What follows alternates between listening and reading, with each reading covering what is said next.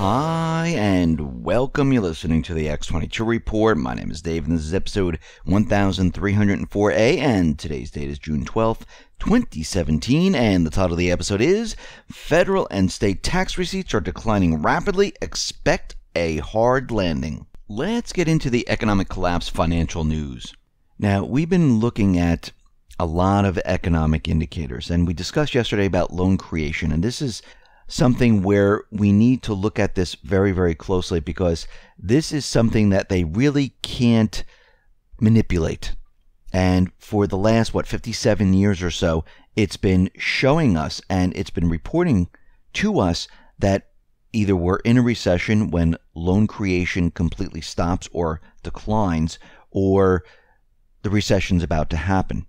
Now, there are many more indicators that basically work with the loan creation.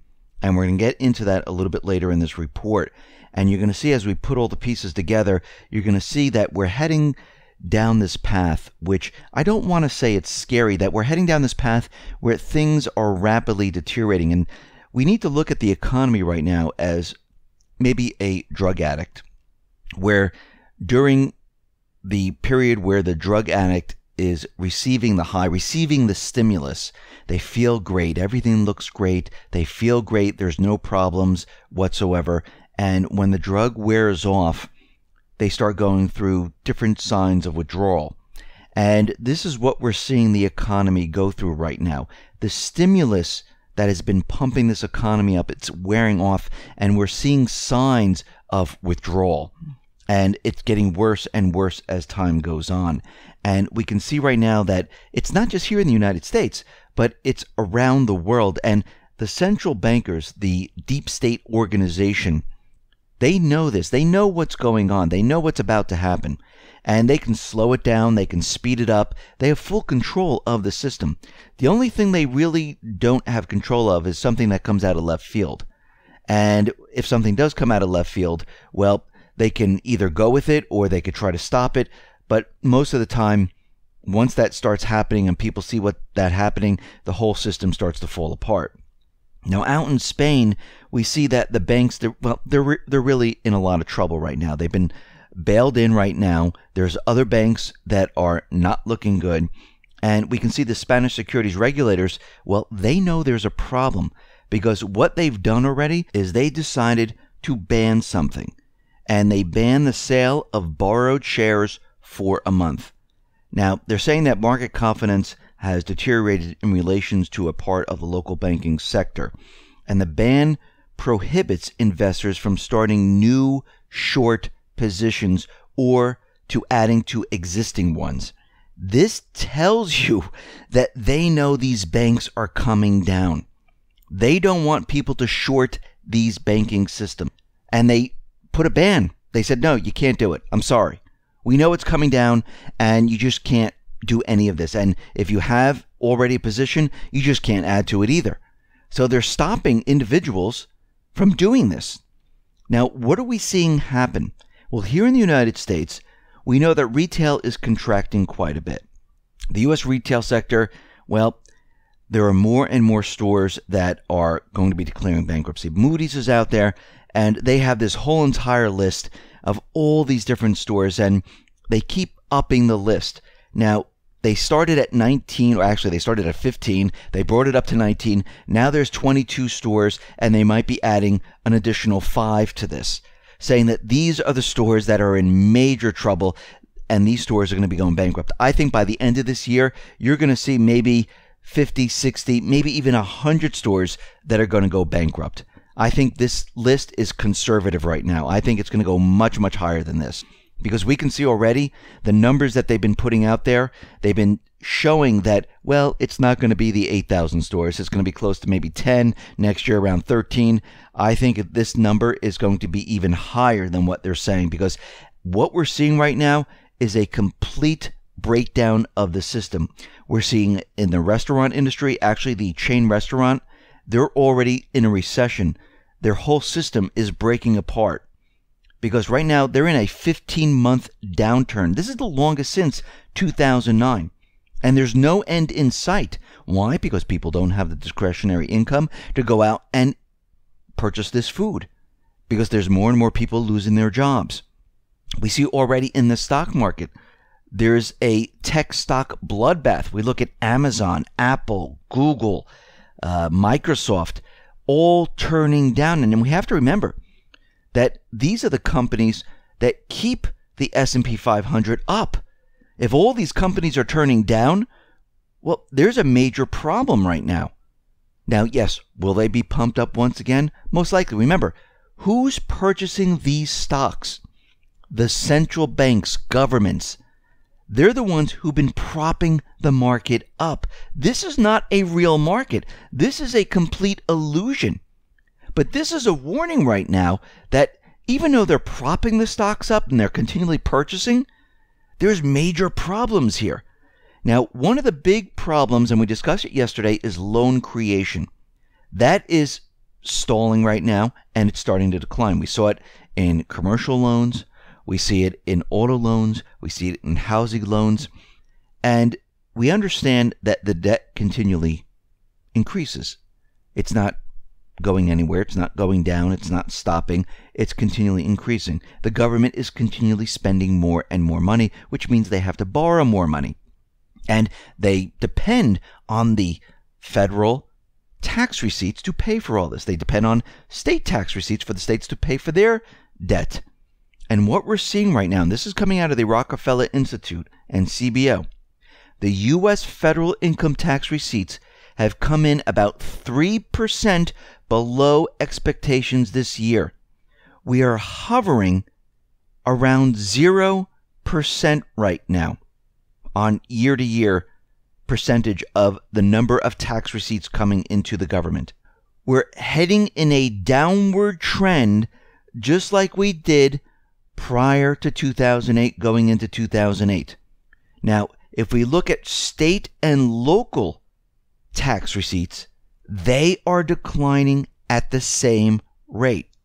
So we have problems here. Now, if we look at the state and corporate tax receipts, for 2 quarters in a row, they have been declining. This is the biggest drop since the recession.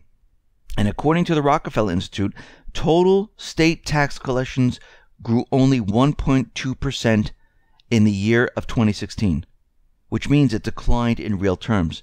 This is the weakest performance in 2010. Now, on a federal level, it will impact the amount the government has to borrow to fund its deficit, therefore determining when the government will hit the debt ceiling.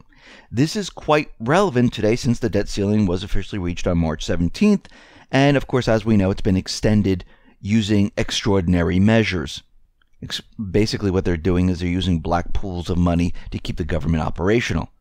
However, the weakness in these tax receipts, this is going to create a challenge, which means that the debt ceiling date might move up, which I think it's going to. And these tax receipts, because it's one of the few unvarnished, unadjusted, realistic data points regarding the health of the overall economy, well, economists look at this and say, the country's doing well, the country's not doing well. And the tax receipts, they are a function of income creation in the economy. A slowdown in the tax receipts indicates a slowing in income creation and therefore overall economic performance. Now, we knew this was happening. How did we know this? Well, we've been tracking the job market, not the fake unemployment numbers. We've been tracking exactly what has been happening in the retail sector, in the corporate sector. We've been using data from Challenger Grain Christmas. Because remember, back in 2013, that department that counts layoffs, well, that department was removed. They're saying they didn't have the funds to keep it operational. Well, they did that on purpose, of course. So growth in federal tax receipts, these trends are showing us that people are making less money, people are out of job, and the number of tax receipts coming into the government, well, it's not happening. They're declining at a ridiculous pace. And this deterioration in federal tax receipts is very troubling. So we have loan creation, which is very difficult to manipulate. We have tax receipts, very difficult to manipulate, showing us that we have major problems. Actually, it is back to where we were back in 2008, 2009, when we were in this crisis mode of this Great Recession. And again, these are the withdrawal symptoms of the economy coming off of stimulus. So now, the Treasury, they came out with their report on their monthly receipts and outlays data for the month of May at outlays of $329 billion, soared by 19%. That's the money that they're spending compared to a year ago, offset by a modest 7% increase in receipts, resulting in a $88.4 billion deficit in May. And we know the government is spending a lot more than they're taking in. And what's being taken in is continually dropping. This is not a good sign. Now, add on top of all of this, and we talked about this before back in January of 2016, about how the credit impulse has gone negative. And we looked at it, it's at -1, very close to -1. And this is what happened during the Great Recession. Fast forward to today, 3 months later or so, where are we now? Well, UBS is letting us know. They released the update of the current state of the global credit impulse, and it's a complete disaster. What we're seeing is that we are now down to -3%. Credit has gone negative. It is getting worse, which means that credit is going to freeze up. What actually happened in 2008? Credit froze up. If we go back to that time period, right where we were between 2007 and 2008, we were at -2% at 2008. We are at -3% in 2017. And by the way, people, this is a recovery. The economy is recovered with a -3% credit impulse. So let's put all this together. Tax receipts are declining, federal and state. Corporate tax receipts are declining. Loan creation is stalled and declining. Credit impulse, well, tells us credit's freezing up. Put all of this together, we have a major problem. Now that's global credit impulse. What about the U.S. credit impulse? Well, we have the same exact problem. The U.S. credit impulse is also slowing. It has just dropped to like -0.1%. And it dropped in the end of 2007 going into 2008 to -0.1%, the same thing that we're seeing. Once again, we're in that same exact position. And it's showing us that credit is going to freeze up and we're going to be in this collapse scenario. Forget about a recession. We're already in the recession. And what is the Fed going to do this week? They're going to look at the economy. They're going to have their Fed meeting and they're going to decide, should we raise the rates or should we lower the rates or should we keep them the same? Well, we know they're not going to lower it. That'd be ridiculous. They can keep it the same. Yes. Now, I think the last rate increase already triggered the economy because since that period of time until now, the economy has turned to the downside and it has accelerated. And we've been looking at all these economic indicators and it is really getting worse and worse and worse. So let's look at both sides here. We know they've already triggered the economy and it is collapsing right now. Now they can go ahead and say, listen, we're not going to raise the interest rates. We're just going to let the economy slide off the cliff the way it is. And we'll just let it go naturally, maybe by the end of this year. If the Fed decides that they're going to raise the interest rates, well, look out, which means they don't want to wait to the end of this year. They want it to happen now. They are worried that there's going to be some type of black swan event. They don't want this to happen because they need to control the narrative. If they raise the rates, they're going to accelerate the collapse like we've never seen before. We think we're getting bad data now. Just wait. You're going to see things go haywire when they raise rates. Now, of course, the next day you're not going to see it. A month later, you will see it. 2 months later, you will see it. And I think what they're going to do is most likely raise the rates because I think they're very worried that there's going to be a black swan and they're going to lose the narrative, and I think they're going to raise the rates. I mean, I could be wrong. They could just let it play out, and it's going to crash anyhow. If they raise the rates, we're going to see an acceleration in the collapse of the economy, which should be a signal to everyone to start ramping up your preps, because they just signal to you, yeah, just like they did back prior to 2008 when they were raising the rates, we're crashing the economy. Now, they didn't have to do as many as they did prior to 2008 because this whole economy was been propped up on stimulus, and it was very easy to bring down. It's really not that hard. And of course, they're not going to throw the switch in the back room to bring it down because they need to make it look natural. And this is what they're doing. So we see right now that this is where they're headed. If they do this, this is your signal, and I would batten down the hatches, get prepared. This is not to scare everyone. I mean, if you think about it, for those people who were caught up in 2008, if you had all these warnings ahead of time where, hey, you were looking to buy that house at the height of the market, maybe you wouldn't purchase that house.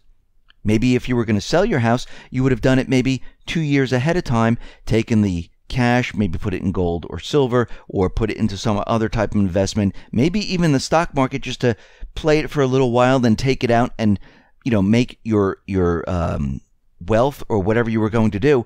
But you could see if you had this information, you would have been ready and prepping. For those people that were just going to stay in their house, they would have made preps to say, okay, I might lose my job. I better prepare for what is coming. I better have food and just be ready for the entire economy falling apart. This time it's a little different because the stimulus is really not going to work. Now, when the economy comes down, will they try stimulus? Of course they will.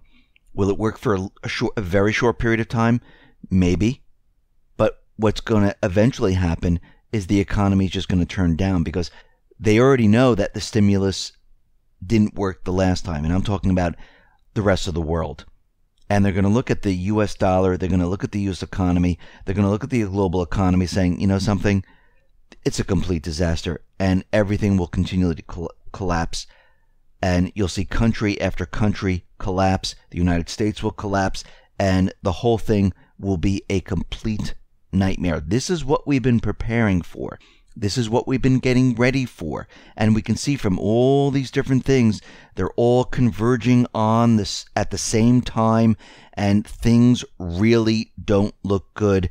And we're going to wait to see what the Fed does, because we're going to see if they're going to let it out, give us a little bit more time, not that much more time, or accelerate the process and bring the whole system down in a short period of time.